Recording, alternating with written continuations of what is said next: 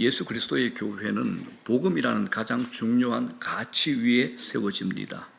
이것이 교회를 교회 되도록 하는 가장 중요한 비밀입니다. 오늘 우리가 봉독하게 된 이 로마서는 사도 바울이 로마에 있는 교회에 보낸 서신 편지가 됩니다. 그런데 오늘 본문은 바울이 로마에 있는 성도들에게 왜 편지를 써서 보내기를 원했는지 그 이유를 오늘 15절에 다시 한번 설명하고 있습니다. 로마 교인들에게는 세 가지 좋은 점이 있다고 합니다. 첫 번째가 뭐냐죠? 15장 14절 이렇게 되어 있죠. 내 형제들아, 너희가 스스로 선함이 가득하고, 이 무슨 말입니까? 그들은 선한 사람이었습니다. 두 번째가 뭐죠? 모든 지식이 차서 그들은 하나님 말씀에 대해서 지식이 있는 사람들이었습니다. 세 번째, 능히 서로 구원하는 자임을 나도 확신하노라. 그들은 서로 도우면서 위로하며 살아가는 성도들이었습니다. 이것처럼 로마 교회 교인들은 나무랄 데 없이 아름다운 성도였습니다. 그런데 바울이 왜 그들에게 편지를 쓰려고 하였을까요? 왜 보내려고 하였을까요? 15절에 이렇게 얘기하죠. 그러나 내가 너희로 다시 생각나게 하려고 하나님께서 내게 주신 은혜를 인하여 더욱 담대히 대강 너희에게 썼노니라고 합니다. 바울이 로마서를 쓰고 싶어한 이유가 분명히 있습니다. 왜냐하면 하나님으로부터 너무나 큰 은혜를 받았기 때문에 그 은혜를 그들과 나누고 싶었기 때문입니다. 그리고 그 은혜를 나눔으로써 로마 교회 교인들에게 복음의 감격을 다시 회복시켜주고 싶었던 것이 바울이 오늘 로마서를 쓰게 된 동기가 됩니다. 사도 바울이 예수 그리스도를 만나고 나서 발견한 것이 있다면 그건 바로 은혜입니다. 은혜는 예수를 알기 전에는 은혜라는 단어조차 알지 못했던 바울이죠. 그러나 예수님 만나고 가슴 가득히 느끼고 체험하고 알게 된 것이 바로 하나님의 은혜였습니다. 그래서 방금 읽은 15절에 뭐라 그럽니까? 하나님께서 내게 주신 은혜라고 말합니다. 여러분들은 이 고백이 있습니까? 하나님께서 내게 주신 은혜 말입니다. 하나님께서 내게 주신 은혜, 이 고백이 있습니까? 바울은 하나님께서 자기에게 주신 은혜를 여러 사람들에게 나누어 주기를 원했습니다. 이게 바울의 간절한 심정이었습니다. 우리가 잘 알다시피 은혜가 뭡니까? 전혀 받을 자격이 없는 사람, 그런 사람이 값없이 엄청난 선물을 받은 걸 이걸 은혜라 그러죠. 그래서 내가 은혜를 받았다는 것은 첫째, 내가 자격이 없다는 것을 말합니다. 두 번째가 뭡니까? 내가 아무 자격이 없음에도 불구하고 공짜로 얻었다. 이걸 은혜라 그러죠. 대가가 아닙니다. 일한 대가 보상이 아닙니다. 공짜로 얻은 걸 이걸 은혜라 그럽니다. 그렇다면 바울이 하나님 앞에서 발견한 은혜가 무엇일까요?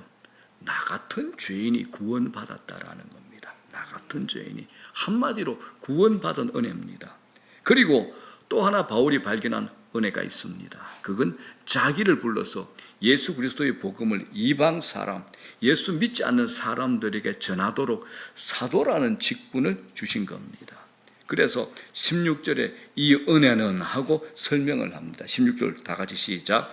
이 은혜는 곧 나로 이방인을 위하여 그리스도 예수의 일꾼이 되어 하나님의 복음의 제사장 직분을 하게 하사 합니다.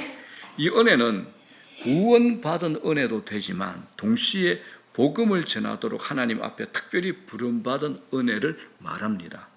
바울은 이 은혜를 말하고 싶어 했고 나누고 싶어 했고 매일매일 새롭게 느끼기를 원했던 겁니다.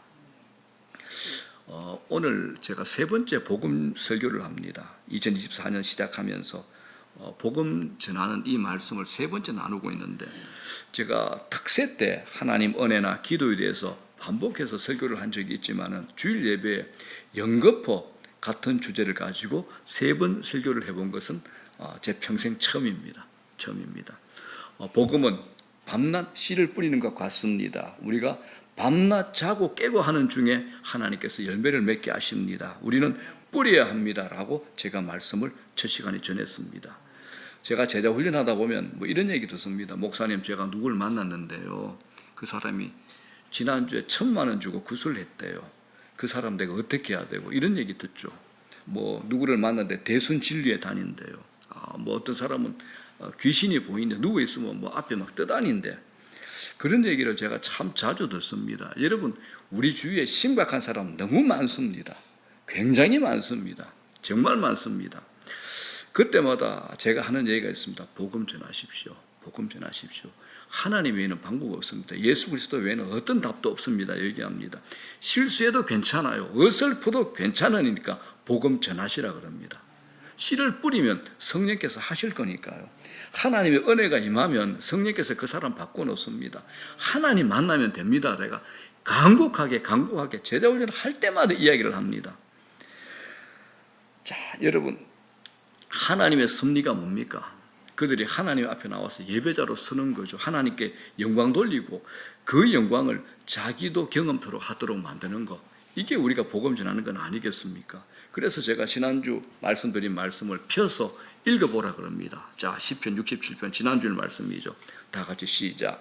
주의 도를 이 땅에 주의 구원을 모든 나라에게 알리소서. 하나님이여 민족들이 주를 찬송하게 하시며 모든 민족들이 주를 찬송하게 하소서. 주의 구원을 모든 나라에, 하나님의 도를, 이 진리를 이 땅 위에 모든 민족들이 주를 찬송할 수 있도록 하는 게 뭡니까? 이게 하나님께서 우리에게 복음의 사역을 맡기신 중요한 이유가 되는 겁니다. 자, 오늘 사도 바울, 우리와 비교해 보면 다른 점도 있고 같은 점도 있습니다. 바울과 우리의 다른 점이 뭡니까? 그는 하나님의 특별히 세우신 사도라는 겁니다. 우리는 바울과 같은 사도는 아닙니다. 이 점에서 분명히 다릅니다. 반면에 같은 점도 있습니다.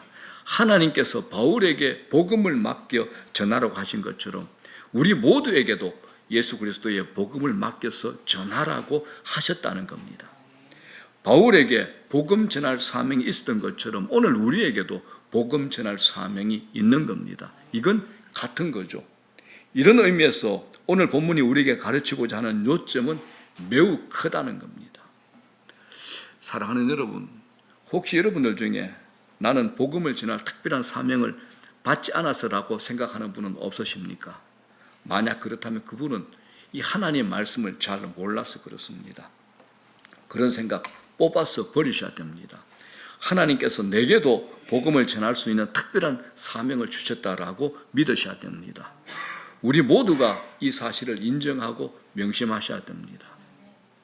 자, 그렇다면 이제 본론으로 들어갑니다. 바울이 말한 복음을 전하는 것, 왜 전도가 은혜가 될까요? 왜 전도가 은혜가 될까? 우리는 전도가 부담입니다. 그죠? 근데 바울은 전도가 은혜라고 합니다. 오늘 말씀을 통해서 세 가지로 제가 왜 전도가 은혜가 되는가 분명히 정리해 드릴게요. 전도가 왜 은혜가 되는가? 첫째, 다 같이 시작. 예수 그리스도의 일꾼으로 부름받았다는 것을 의미하기 때문에 은혜가 됩니다. 자, 16절 보십시오. 다 같이 시작. 이 은혜는 곧 나로 이방인을 위하여 그리스도 예수의 일꾼이 되어 라는 겁니다. 여기에서 일꾼이라는 말은 주인의 마음에 들어 자기 일을 맡기는 사람이 일꾼입니다. 우리가 일당 주고 돈 몇 푼 집어주고 일시키는 그런 사람을 말하는 게 아닙니다. 영어로 보게 되면 이 일꾼이 미니스터예요. 미니스터가 뭡니까? 목사, 성직자입니다. 여기에 나오는 일꾼이 바로 그런 뜻입니다. 그러니까 예수 그리스도의 복음을 전하는 일은 결단코 하찮은 일이 아닙니다. 이건 굉장히 중요한 일입니다. 그렇기 때문에 복음 들고 나가서 전하는 사람은 거룩한 사람이요, 복음을 전하는 일은 거룩한 일입니다. 그래서 예수 그리스도의 일꾼이다라고 성경이 우리에게 말하는 겁니다. 복음서를 보게 되면 복음서 초반에 아주 중요한 사건이 등장하죠. 예수님이 제자들을 부르는 사건입니다. 예수님이 제자들을 부르신 목적이 뭘까요? 예수님이 제자를 부르신 목적 뭘까요, 여러분? 예수님이 제자들을 부르신 목적이 뭘까요? 우리 광고 시간에 나눴잖아요. 사람 낚는 어부 되도록 하기 위함입니다. 딱 이겁니다. 자, 마태복음 4장 18절 19절 시작. 갈릴리 해변에 다니시다가 두 형제 곧 베드로라는 시몬과 그의 형제 안드레가 바다에 그물 던지는 것을 보시니 그들은 어부라 말씀하시되 나를 따라오라 내가 너희를 사람을 낚는 어부가 되게 하리라 하시니 아멘. 자, 그렇다면 예수님께서 우리에게 성령을 부어주셨잖아요. 성령을 부어주신 가장 중요한 이유가 뭘까요? 여러분 안에는 성령이 안 계십니까? 여러분 마음에는 다 있잖아요. 예수 믿는 우리에게는 다 성령이 계시잖아요. 그죠? 정답은 사도행전 1장 8절입니다. 권능을 얻어서 땅끝까지 예수의 증인이 되도록 하기 위함입니다. 사도행전 1장 18절. 다 같이 시작. 오직 성령이 너희에게 임하시면 너희가 권능을 받고 예루살렘과 온 유대와 사마리아와 땅끝까지 이르러 내 증인이 되리라 하시라. 내 증인입니다. 증인. 권능을 받고 증인입니다. 하나님에게는 모든 사람을 구원하는 일만큼 중요하고 시급한 일이 없는 겁니다. 예수 믿지 않으면 영원히 죽을 수밖에 없는 사람들이 수두룩하게 살고 있는 이 세상에 전도만큼 시급하고 중요한 일이 없다라는 겁니다. 이게 너무나 중요한 일이기 때문에 성부, 성자, 성령 이 삼위 하나님께서 합동으로 이 일을 열심히 다루고 계십니다. 오늘 우리가 읽은 본문에서 이걸 들여다볼 수 있습니다. 자, 16절 다시 한번 보겠습니다. 시작. 이 은혜는 곧 나로 이방인을 위하여 그리스도 예수의 일꾼이 되어 하나님의 복음의 제사장 직무를 하게 하사 이방인을 제물로 드리는 것이 성령 안에서 거룩하게 되어 받으심직하게 하려 하십니다. 자, 그리스도 예수의 일꾼. 두 번째 뭡니까? 하나님의 복음의 제사장. 세 번째는요, 성령 안에서. 여기서 성부, 성자, 성령 하나님께서 합동으로 전도하는 일을 다루신다는 것을 우리가 알 수 있습니다. 자, 먼저 누구의 일꾼이라 그럽니까? 그리스도 예수의 일꾼, 성자 예수님의 일꾼입니다. 또 누구의 복음이라고 합니까? 하나님의 복음이라고 합니다. 성부 하나님을 얘기합니다. 그리고 전도에서 하나님 앞으로 인도하는 사람을 거룩하게 하는 분이 나오죠. 누구죠? 성령 하나님입니다. 여기서 우리는 전도에 관한 한 성부, 성자, 성령 하나님이 동참해서 함께 일하시는 모습을 발견할 수 있습니다. 자, 다시 한번 확인해 봅시다. 뭐라 그럽니까? 그리스도 예수의 일꾼, 하나님의 복음, 성령 안에서 거룩하게 된다고 합니다. 그리스도 예수, 성자, 하나님, 성부, 성령, 삼위 하나님의 합동해서 다루시는 일이 바로 이 전도사이게 됩니다. 자, 여러분들 고개를 들어 주십시오. 저와 눈을 맞추십시오. 부담이 되는 설교를 하면 여러분이 다들 고개를 숙이시는데 성경책 보지 마시고 저를 보시면 좋겠습니다. 여러분, 전도 사역이 성삼위 하나님께 얼마나 중요한가를 우리에게 성경에서 이렇게 가르치고 싶어 하는 겁니다. 성삼위 하나님께서 그렇게 중요하게 다루는 일이라면 얼마나 이게 가치 있는 일이겠습니까? 중요한 일을 맡은 자일수록 그 영광은 큰 겁니다. 만일 우리 중에 누가 이 나라의 중대한 일을 맡게 되었다면 얼마나 큰 영광이겠습니까? 아무에게나 중요한 일을 맡기지 않습니다. 우리가 이 복음을 전하는 일꾼으로 부름을 받았다면 그건 영광이요 은혜가 아닐 수 없습니다. 나 같은 사람이 어떻게 그 귀한 일을 맡게 되었는지 생각만 하면 가슴이 뭉클해집니다. 하나님께서 내 무엇을 보시고 이렇게 영광스러운 일을 맡겨주셨는지 생각만 하면 감격스러운 겁니다. 사도 바울이 평생 이 감격을 가슴에 품고 살았습니다. 매를 맞을 때, 감옥에 갇힐 때도 있었잖아요. 이 감격 때문에 감옥에 있으면서도 하나님께 눈물로 감격하며 찬양을 올린 겁니다. 사랑하는 여러분, 하나님이 우리를 불러서 자녀 삼으셨습니다. 자녀 삼으실 때도 얼마나 생각하고 가려서 하셨는지 성경 전체에 곳곳마다 나와 있습니다. 언제부터요? 만세전부터, 창세전부터 무궁한 사랑으로 미리 나를 아시고 미리 정하시고 나를 부르신 다음에 나를 의롭다 하시고 의롭다 하신 다음에 영화롭게 하시겠답니다. 이게 하나님이 우리를 향한 프로그램이죠. 로마서 8장 30절입니다. 시작. 또 미리 정하신 그들을 또한 부르시고 부르신 그들을 또한 의롭다 하시고 의롭다 하신 그들을 또한 영화롭게 하셨느니라. 여러분, 하나님이 아무나 부르고 택하셨나요? 아무나 불러서 자기 자녀 삼으셨나요? 아닙니다. 하나님께서 기뻐하시고 원하는 사람을 부르신 겁니다. 하나님이 기뻐하시고 원하는 사람 중에 내가 있는 겁니다. 여러분들이 있는 겁니다. 이게 얼마나 영광이요 은혜가 됩니까?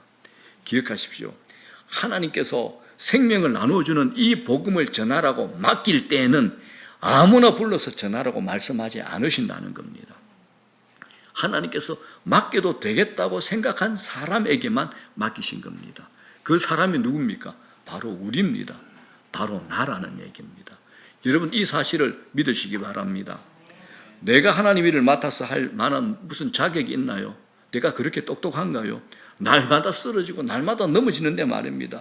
그럼에도 불구하고 하나님이 나를 알아주셨습니다. 얼마나 큰 은혜가 됩니까? 가셀이라는 사람이 찬송가 508장에 이런 찬송시를 썼습니다. 이거 알죠?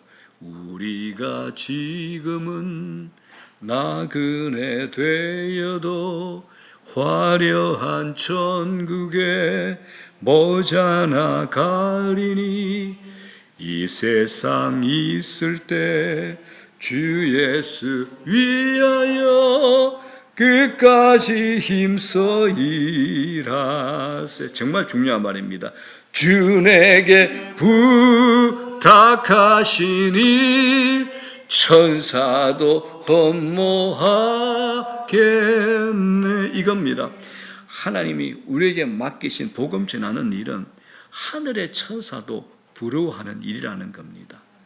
이 찬송가 바로 이런 내용입니다. 이렇게 좋은 일, 이 아름다운 일을 하나님께서 우리에게 맡기셨습니다. 우리에게 맡기셨습니다. 얼마나 영광입니까? 얼마나 은혜입니까? 천사가 흠모하는 일을 하나님이 나에게 맡기셨답니다. 하나님이 나를 그만큼 인정한다는 겁니다. 저는 복음 전할 때 목사님이 이 사람 좀 만나줬어요. 아니면 내가 개인적으로 만날 때 저는 가슴이 두근거립니다. 그 사람이 알아먹든 못 알아먹든 거짓하든 내한테 욕을 하든 그건 그 사람 책임이야. 나는 내가 이 복음 전하는 이 일을 내가 맡았다는 그 일 때문에 가슴이 두근거립니다. 너무 좋습니다. 힘이 쫙 빠져 있다가도 누가 그 일 시키면 그렇게 신이 날 수가 없습니다. 하나님 얘기만 하면 그 다음 책임은 하나님이 지시는 거죠. 나는 그 믿음으로 합니다. 그 영광, 그 은혜가 너무 좋습니다. 여러분, 이런 은혜를 먼저 알아서 목숨 걸고 복음 가지고 우리나라에 들어오고자 했던 선교사가 하나 있습니다. 자, 27살에 영국인 로버트 토마스 목사라입니다. 27입니다. 27. 27 아직 우리말로 호적에 잉크도 안 말랐잖아요. 그죠? 27입니다. 당시 선교사로는 우리나라 조선에 입국이 불가능했습니다. 중국에 머물면서 우리 조선어를 배우다 통역관으로 취직해가지고 1886년, 1866년 미국 제너럴 셔먼을 타고 이제 입국을 시도를 합니다. 그런데 입국을 하지도 못하고 대동강변에서 그때 대원군이 세국정치했잖아요. 포졸들에게 잡혔습니다. 목이 잘려서 피를 토하며 순교합니다. 그런데 이 사람이 마지막 순간이 뭐 하냐? 포졸들에게 성경을 던져주고 숨을 거둡니다. 그때 나이가 27살. 조선 땅은 밟아보지도 못했어. 그런데 그 성경을 받은 포졸들이 성경을 찢어가지고, 종이가 없죠. 찢어가지고 내 벽에 붙였어. 자다가 깨어 읽고 자다가 깨어 읽고 하다가 예수 복음을 믿게 되었다는 한국 기독교 역사가 있습니다.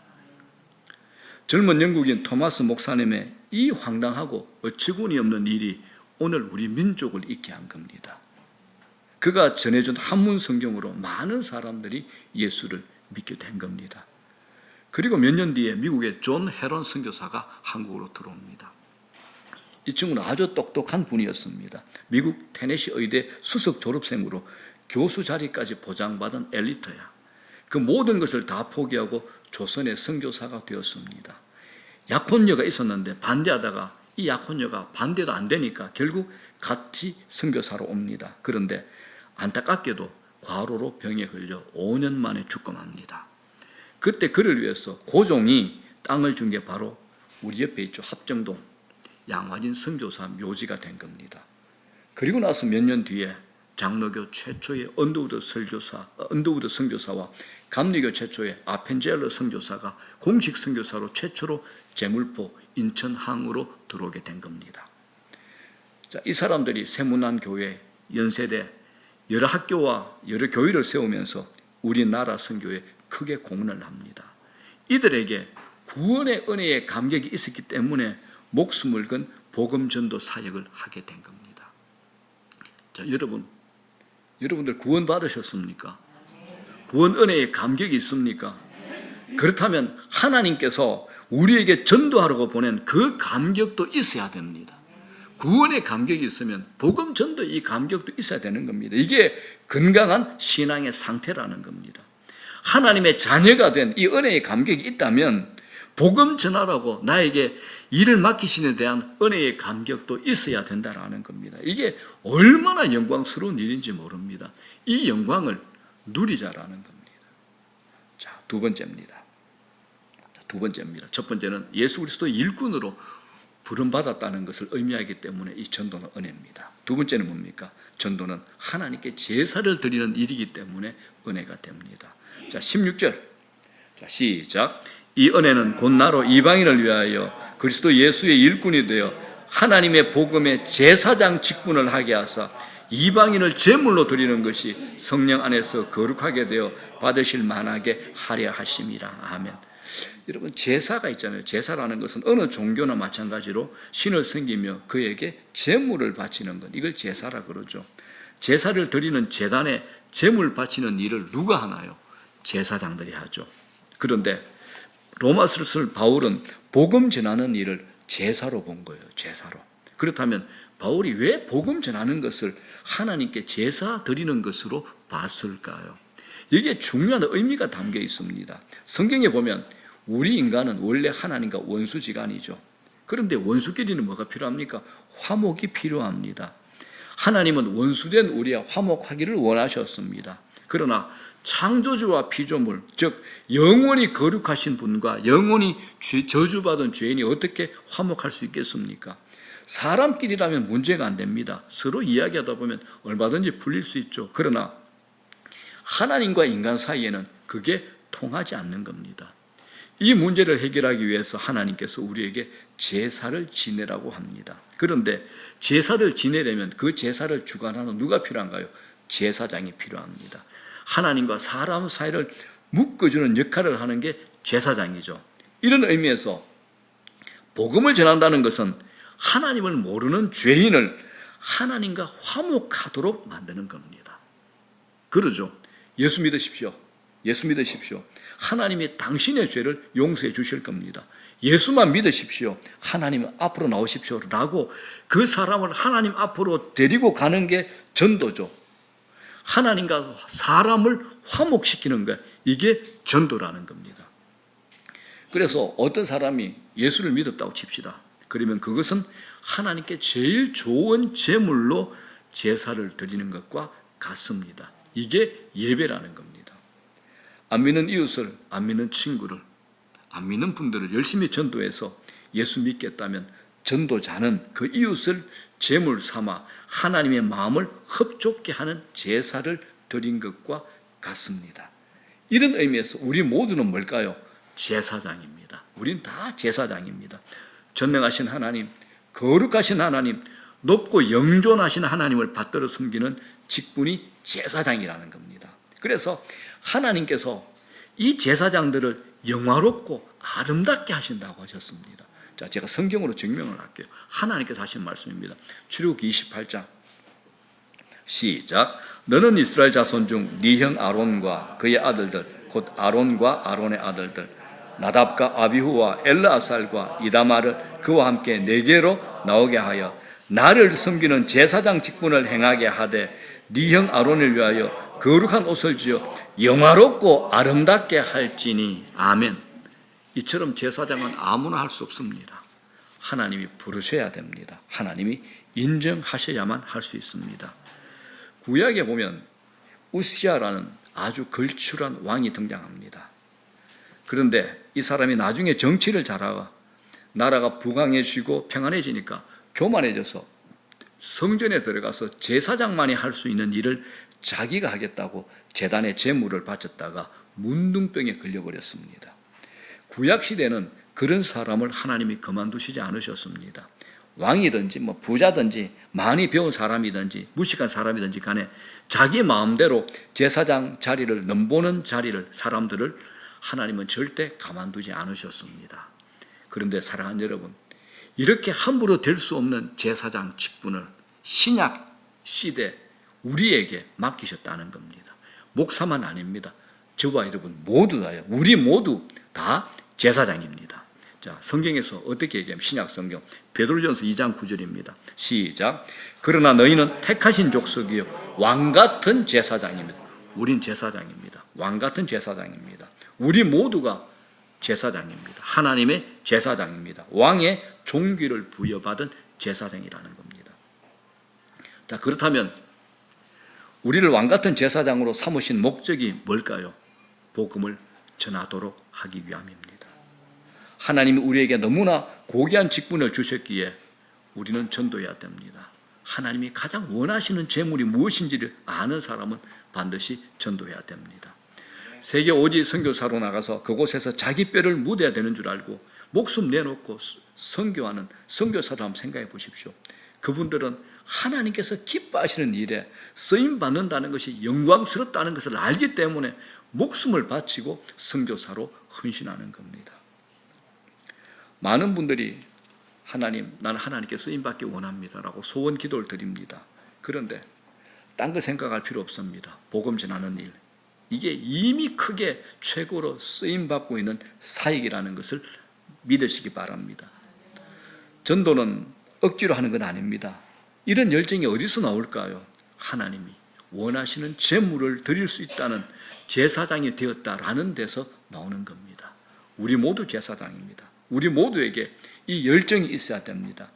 하나님이 이 열정을 우리에게 주시도록 우리가 기도해야 될 겁니다. 그리고 이 말씀에 우리가 순종해야 될 겁니다. 자, 이제 세 번째입니다. 전도가 왜 은혜가 됩니까? 우리 첫 번째, 두 번째 한번 읽어봅시다. 시작.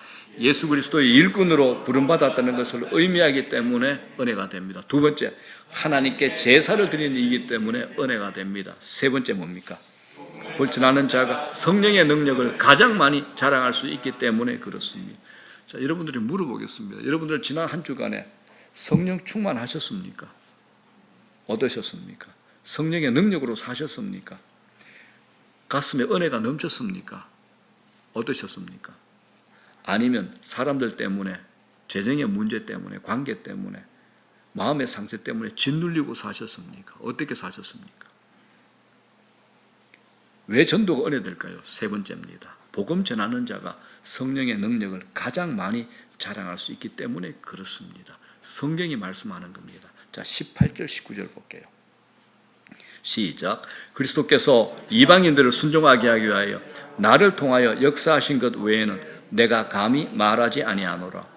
표적과 기사의 능력으로, 성령의 능력으로 이루어졌으며 그리하여 내가 예루살렘으로부터 두루 행하여 일루리곤까지 그리스도의 복음을 편만하게 전하였노라. 아멘. 여러분, 복음 전하는 사람에게는 기가 막힌 특별한 은혜가 있습니다. 그게 뭐냐? 그건 성령의 역사를 체험하는 은혜입니다. 성령의 역사를 체험한 은혜입니다. 사복음서 보십시오. 마태, 마가, 누가, 요한복음. 예수님이 행하시는 이적 기사는 전부 다 복음 전하는 현장에서 일어났습니다. 복음을 전할 때 안전뱅이가 일어났고, 복음을 전할 때 눈먼 자가 눈을 뜨죠. 복음을 전할 때 귀신 들린 자가 치유를 받습니다. 사도행전 보십시오. 성령의 능력은 사도들과 성도들이 복음 전하는 현장에서 가장 많이 일어났습니다. 우리가 이걸 알아야 됩니다. 그래서 마가복음 16장 15절은 이렇게 말합니다. 뭐라 그럽니까? 너희는 온 천하에 다니며 만민에게 복음을 전하라고 합니다. 자, 연결되는 17절, 18절 뭐라 그럽니까?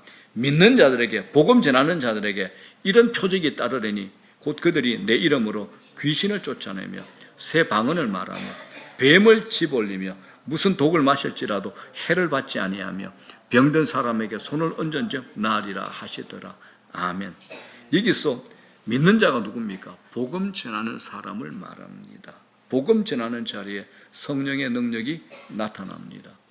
저는 누가 아프다라고 기도해 주면 반드시 하는 얘기가 있습니다. 의사가 결론 아닙니다. 하나님이 결론입니다 라고 얘기를 합니다. 어떤 분들 목사님이 이상한 게 보여요, 이상한 바람이 불어가지고 이상한 소리가 들려 하는 분들, 제가 얘기합니다. 저 보지 마시고요, 저한테 그런 능력 없습니다. 내가 믿는 하나님, 내 안에 계신 예수 그리스도께서 그 능력을 행하시는 겁니다. 저는 믿고 순종할 뿐입니다 라고 그분에게 담대하게 복음을 전하는 겁니다. 하나님이 해결하는 겁니다. 여러분들 중에 삶의 중간중간에 내 신앙이 식었다, 답답하다, 막 인생 허무하다, 사는 것이 재미없다라고 느끼는 분들 복음 전해 보십시오. 정말 뜨거워집니다. 삶이 풍성해집니다. 성령의 능력과 은혜를 깊이 체험할 수 있는 겁니다. 복음을 전하면 자랑할 일이 참 많아집니다. 복음을 전하는 자리에서 희한한 일들이 많아지기 때문입니다. 포악한 사람이, 잔인한 사람이 복음을 듣자 눈물을 흘리면서 회개를 하죠. 부모도 고치지 못한 자식, 선생도 고치지 못한 자식, 친구들도 바로 인도하지 못했던 그야말로 아예 포기해버린 망나니 같은 그 젊은이가 예수 믿고 변화되어 돌아오는 거 우리가 보지 않습니까? 이런 기적이 어디서 일어납니까? 바로 복음 전하는 현장에서 일어난다는 겁니다. 그래서 여러분, 셀에 모여가지고 이런 얘기를 나누셔야 돼요. 내가 누구 만나서 복음 전했는데, 내가 누구에게 이런 얘기를 전했는데 그 사람이 이렇게 변하고 있다, 기도해달라. 내가 이런 사람이 있는데 이 사람 꼭 바꾸고 싶다, 같이 기도 좀 해달라. 이런 간증들이 셀에서 많이 나와야 됩니다. 그러니까 셀은요 정말 풍성한 시간입니다. 이런 자랑들, 그리고 그런 자랑을 들을 때마다 나도 한번 해봐, 나도 그 영광 한번 누려봐야지 하는 신앙의 도전들이 있어야 되는 겁니다. 복음 전하는 사람 자랑할 것이 정말 많습니다. 그리고 믿고 전하기만 하면 성령께서 다 해주신다는 자신감이 생깁니다. 믿음이 생기는 겁니다. 그러므로 누구 자랑할까요? 하나님 자랑하는 겁니다. 내가 하나님을 안다는 게 뭘까요? 하나님을 자랑하는 것이 있다는 겁니다. 여러분은 하나님 자랑할 게 있습니까? 나는 예배 나가는데요, 나는 뭐 찬양하는데요, 그거 말고요. 여러분 하나님 자랑할 게 있습니까? 여러분 통해서 예수 믿게 된 사람이 있습니까? 여러분이 경험한 하나님이 있습니까? 전도하지 않는 사람에게 하나님 자랑해 보려고 하면 대답 잘 못합니다. 그러나 전도한 사람은 하나님에 대해서 자랑할 게 너무 많습니다. 너무 많습니다. 이게 전도하는 사람이 누리는 은혜가 됩니다. 사랑하는 여러분, 성령의 능력 체험하고 싶죠? 복음 전해 보십시오. 복음 전해 보십시오. 성령의 능력을 체험한 사람은 성령께서 하신 일을 자랑하지 않고는 견디지 못하는 겁니다. 성령의 능력을 자랑하는 사람은 하나님을 소리 높여서 찬송할 수 있는 거죠. 자, 이제 말씀 정리합니다. 제가 지금까지 세 가지 중요한 사실을 말씀드렸습니다. 왜 전도가 은혜가 될까요? 첫 번째 뭡니까? 예수님의 일꾼으로 부름받았기 때문에 은혜가 됩니다. 두 번째 뭡니까? 하나님을 섬기는 제사장으로 부름받은 일이기 때문에 은혜가 되죠. 세 번째 뭡니까? 하나님의 능력, 하나님의 성령의 능력을 자랑할 수 있도록 허락받은 사람이기 때문에 은혜입니다. 이게 전도입니다. 이게 전도입니다. 이거 다 우리 경험하고 싶잖아요. 사랑하는 여러분, 우리 주변에 믿지 않는 사람들 너무 많습니다. 불쌍한 영혼들이죠. 먼 산 불구경하듯이 그들에게 무관심하지 마십시오. 만약 우리가 그런 사람이라면 구원의 감격이 내게 없는 것이요, 하나님께서 나 같은 것을 불러서 영광스러운 일을 맡겨주셨다는 것에 대해서 너무나 무식한 사람입니다. 우리의 기도 응답받기를 원하십니까? 하나님이 원하시고 받기를 원하시고 이루시기를 원하시는 일에 헌신할 줄 아셔야 됩니다. 그게 뭘까요? 전도하는 일입니다. 복음 전하는 일입니다. 우리는 그리스도의 일꾼입니다. 하나님이 세우신 제사장입니다. 그리고 성령의 능력을 자랑할 수 있는 위치에 세움을 받은 영광스러운 그리스도의 제자들입니다. 이런 우리가 해야 할 게 뭡니까? 결론이죠. 복음 전하는 겁니다. 복음 전하는 겁니다. 여러분, 내일 미루지 마시고 오늘 각자 자리에서 고민하시고 당장 내가 실천해야 되겠다, 내가 당장 계획을 세워서 이렇게 복음 전해봐야 되겠다, 삶 가운데 적용하시기를 주의 이름으로 간절히 축원합니다.